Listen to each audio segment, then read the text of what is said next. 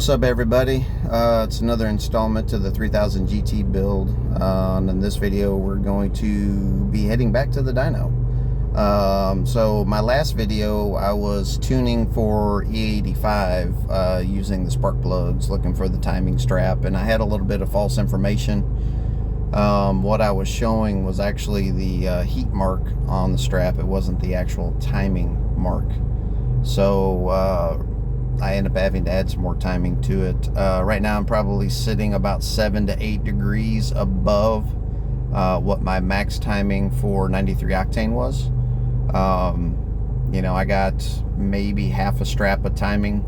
So I'm back here to see what kind of power I'm making, and maybe the shop won't tune my car for me because they're not familiar with the Chrome software flashing the ECU in this car. So they don't want to take any liability and mess anything up. So I'm going to sweet talk them and see if I can swap out a couple spark plugs and maybe add some more timing, take some timing away. I will, you know, shoot some videos of that process and then ultimately come back with how much more horsepower we made. If you remember, I was 252 at the wheels on 93, and that was on a super hot day. It's probably like 70 degrees right now. So I'm gonna pick up extra horsepower just because of the temperature. But you know, we'll see what this is like. I'm not gonna keep E85 in the car very much longer. I'll switch it back to 93 because it's getting down in the 40s at nighttime, and E85 is a hard start when it's cold anyways to begin with. But no idle air control on this car makes for a terrible morning start, and my neighbors probably don't like a car hitting 4,000 RPM on a startup trying to keep the thing running. So but anyways, I'll bring you guys back with some footage of what's going on, and we'll go from there.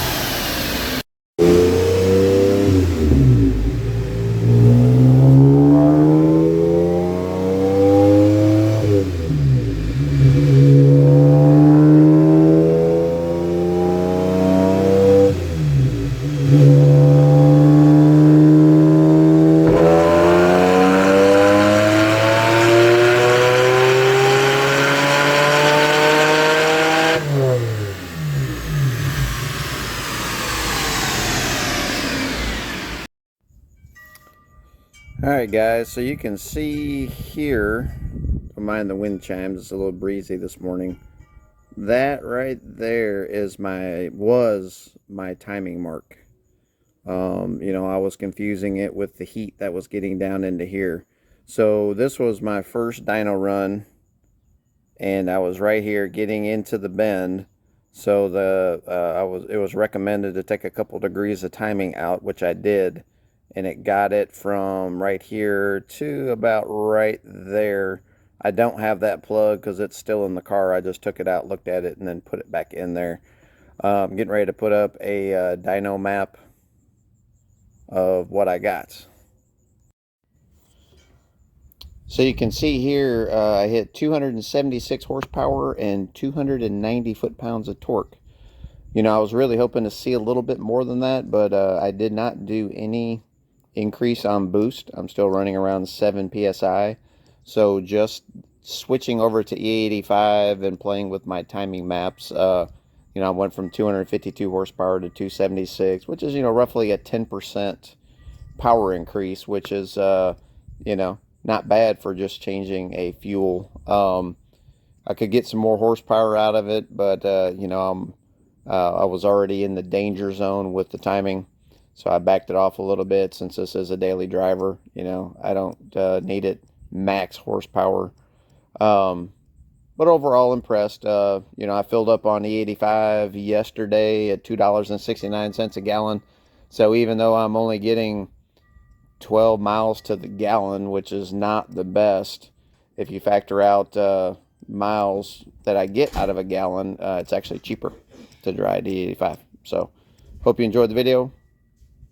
I'll catch you guys later.